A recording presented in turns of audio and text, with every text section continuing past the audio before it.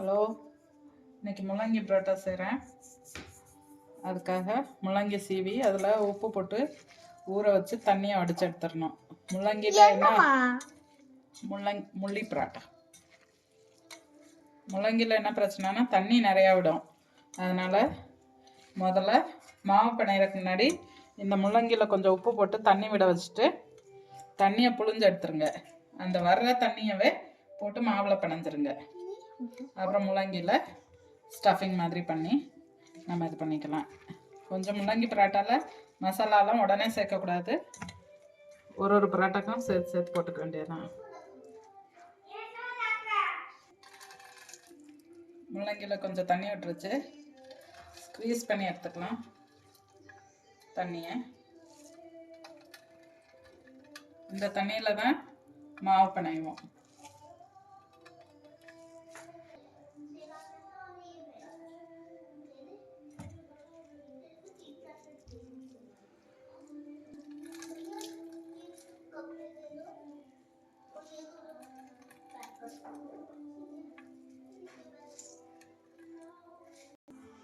இது முள்ளங்கி புழிஞ்ச இந்த ஜூஸு, அந்த தண்ணியை வச்சு மாவு பிணைய போகிறேன். கொஞ்சம் கொஞ்சமாக மாவு போட்டு ரொம்ப இதாக தண்ணியாக பிணைய வேண்டாம், ரொம்ப இலகலாக பிணைய வேண்டாம், கொஞ்சம் கெட்டியாகவே பிணைஞ்சிக்கோங்க. இந்த முள்ளங்கி ஜூஸில் தான், ஹிந்தியில் முள்ளின்னு சொல்லுவாங்க முள்ளங்கியை, அதில் தான்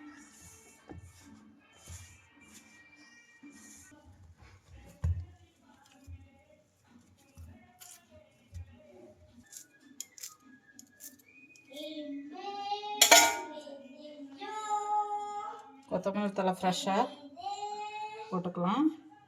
இங்கே வின்டருக்கு நல்லா ஃப்ரெஷ்ஷான கொத்தமல்லி தழை, ஃப்ரெஷ்ஷான முள்ளங்கி எல்லாம் கிடைக்கும். அதை வச்சு முள்ளங்கி ரொட்டி போட்டுடலாம்.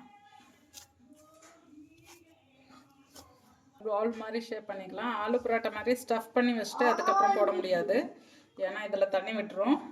தனித்தனியாக ஒன்றில் மசாலா போடணும். அதுக்காக முதல்ல இந்த மாதிரி பவுல் மாதிரி பண்ணி வச்சுக்கலாம் எல்லாத்தையும். தானே புலா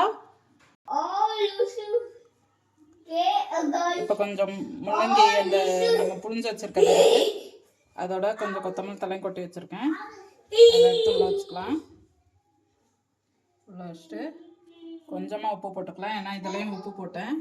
வெளியில் ஸ்டஃபிங்க்கும் உப்பு மாவு பிணைஞ்சு போட்டேன். கொஞ்சம் மசாலா போட்டுக்கலாம். மசாலா மிளகாப்பொடி, மஞ்சப்பொடி, கரம் மசாலா, மல்லிப்பொடி, அவ்வளோதான், வேறு எதுவும் போடலை. போட்டு எப்பவும் போல் ஆலு பரோட்டாக்கு ஸ்டஃப் பண்ணுற மாதிரி பண்ணிவிட்டு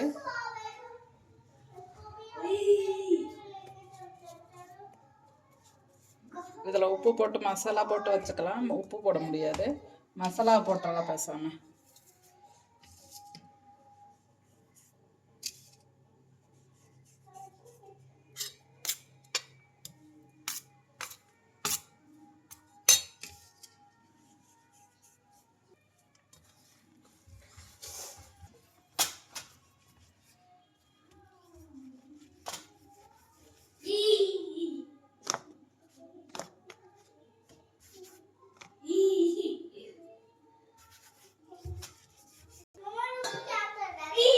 देख रहे हैं बेटा,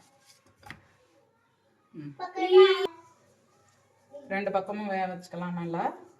முதல்ல ஒரு சைடாக எண்ணெய் ஊற்றாதீங்க. முதல்ல எண்ணெய் ஊற்றாமங்க நல்லா அது வெந்ததுக்கப்புறம் எண்ணெய் ஊற்றின ஃப்ரை பண்ணோன்னா சரியாக இருக்கும்.